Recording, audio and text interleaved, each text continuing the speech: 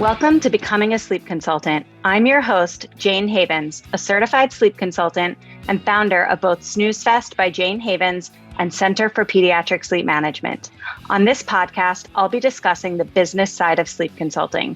You'll have an insider's view on launching, growing, and even scaling a sleep consulting business. This is not a podcast about sleep training.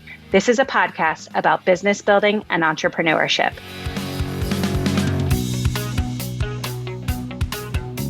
Hi, everyone. Welcome back to the Becoming a Sleep Consultant podcast, where we talk about building your dream career, growing your business, and finding joy in the journey. Today's episode is inspired by a comment that I recently received on a Facebook post that I made yesterday. Actually, by the time we are airing this episode, it will be a week and a day ago, but you get my point. I shared a picture of myself and my kids outside in the snow. We live in Baltimore and we got about 5 inches of snow yesterday. So my kids were off from school and I was juggling work and managing them at the same time. It was actually a really fantastic day. It was filled with lots of time outside, sledding. We were using food coloring to draw on the snow. And I even got to see my little 2-year-old nephew enjoy the elements because he lives right down the street from us. So I shared this post on Facebook and somebody commented on my post. She said, "Oh, I wish I had your story or life." And this comment gave me pause. So I wanted to talk about it on the podcast today because I think it's worthy of an unpack. This is not the first time that I've ever heard someone say to me that they wish their life was more like mine. And yet each time someone says it, the comment stops me in my tracks. While on some sort of level, I guess it's flattering, it also makes me want to be really transparent about the story behind the success that is my business and my life story. The ups, the downs, and the hard work that goes on behind the scenes. If you've ever found yourself wishing for someone else's life or career or achievements, this episode is definitely for you. Let's talk about what it really takes to achieve your goals and create a life that you love. Before we get into it, I guess I want to take a few minutes and share my story. For those of you who have been listening to the Becoming a Sleep Consultant podcast for a bit, this will be old news, but I do feel that it's a relevant share for context. My story starts as a young professional working as an event planner before I got married and started a family. I was working in Washington, D.C. for a big fancy catering company selling events. I was working nights, weekends, holidays, and I was always working. I was always stressed. I used to wake up sweating in the middle of the night because I would remember that I forgot to order coffee makers for my 7 a.m. breakfast downtown. I would jump out of bed and I would start making calls to see who could right my wrong to make sure that the event could go off without skipping a beat. Sometimes the mistakes weren't my own. I will never forget a wedding that I was catering in Georgetown. It was being hosted in a small historic home, and we were only allowed about 3 hours to set up the entire wedding. It took a solid 30 minutes or more to unload everything off of the truck and into this home. And then it took probably another 30 minutes or more to inventory all of the food. So with about 90 minutes before the start of the wedding reception, my lead chef let me know that none of the past hors d'oeuvres had made it to the event. I had ordered them and they had been marked as packed on the food list, but they just weren't there. They were not in the house. And we had 90 minutes until guests. Our offsite kitchen was about 45 minutes away. And I am sort of shaking in my boots, trying to figure out how we were going to make this right. I was wondering, is the food sitting on a loading dock somewhere? Had it been accidentally delivered to another party? Should I run to Whole Foods down the street and see what I can scrounge together? But that's not what my clients had paid for. If your blood pressure is elevated listening to this story, imagine what I felt like living it. I will skip to the good part and let you know that we found the food sitting in a hot box left behind on the loading dock of our catering kitchen, again, 45 minutes away. The good news is a truck was able to race the food to the event, and thankfully, most of the items were being served chilled. Think shrimp cocktail, for example. So there wasn't a need to warm everything in time for guests.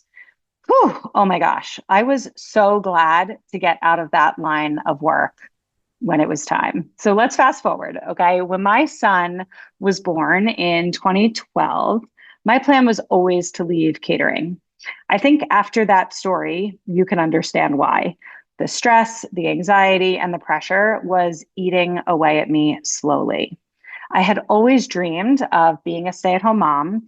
And when Sid was born, I let my employer know that I wouldn't be returning to work. I left a six-figure career and everyone thought I was nuts. But at the time, it was the absolute best. I got to be fully present with my baby and enjoy being a mother for the first time. Sid was a fantastic sleeper out of the gate. Honestly, I thought I was the best mom ever and I had it all figured out. Well, that was until he hit the 4 month sleep regression and he went from sleeping through the night to waking hourly every single hour on the dot. He just wanted his pacifier replaced, but I was exhausted. And as a first time parent, I had no clue why this was happening. This was before Facebook groups and online courses about sleep. So I had to actually read a book. I vividly remember sitting on the floor of Barnes and Noble, surrounded by books about infant sleep, trying to figure out what I could do to get my little guy back to sleeping through the night again. After some pretty extensive research, I decided to implement a variation of the Ferber method. Sid cried for 27 minutes, and so did I, but the experience was life changing. After that first night, he slept through every single night after that. Naps got better on a slower timeline, but still improved drastically. And I was sold on sleep training. From this point on, I wanted to tell everyone I knew how I could help them sleep train their baby. Luckily for me, I had lots of tired mom friends who desperately wanted my help. I spent the next 4-ish years helping friends and friends of friends improve sleep for their babies. I loved this work and I wasn't even getting paid for it. At some point, shortly after my daughter Ivy was born, I decided to turn my hobby into a business. Ivy had a milk soy protein intolerance, and generally, she was a pretty miserable baby. She slept well because I knew my stuff, but if she was awake, she was crying. This all took a toll on me, and I desperately was in need of an outlet. I decided on somewhat of a whim to enroll in a sleep consultant certification course. I felt ready to turn my hobby and my passion into a business. And you know what? The beginning wasn't so glamorous. I spent many hours learning, experimenting, and figuring things out.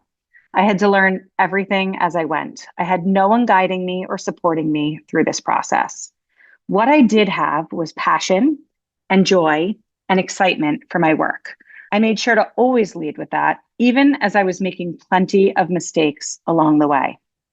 I think sometimes when we see someone else's success, it's easy to imagine that it all just fell into place for them. But the truth is, success is rarely, if ever, an overnight thing. I worked very hard to stand in the position where I am today. I don't sugarcoat it or pretend that it happened easily. It was one step in front of the other, continuing to commit to my own excellence and a mastery of my craft. I'm still very much a work in progress, even today. I guess what I want you to hear from me on this episode is that yes, dreaming is important and it's where everything begins. But dreaming alone will not get you where you want to go. You have to pair your dreams with action. And sometimes that action is messy, imperfect, and uncomfortable. Taking that very first step, whether it be enrolling in a course or reaching out to a mentor, or just setting some time aside to outline your short-term goals, you have to take that very first step. It doesn't have to be perfect. Trust me, it will not be perfect. Progress matters far more than perfection. I think a lot of people miss when they see someone else's success, the work that goes on behind the scenes. Yes, I shared on Facebook that I was enjoying a snow day, juggling client calls, and serving my kids hot cocoa. That was real life. What is also real life? The days, the months, the years it took me to get to where I am today. There are sacrifices I've made and challenges I've faced. But here's the thing, I wouldn't trade it for anything because every ounce of effort has brought me closer to a life I'm proud of and a career that allows me to bring in income for my family while being present for my family at the same time. And you can have that too. Really, you actually can.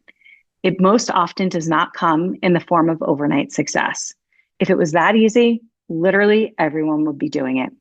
It won't look exactly like my journey because your goals, your strengths, and your circumstances are uniquely yours.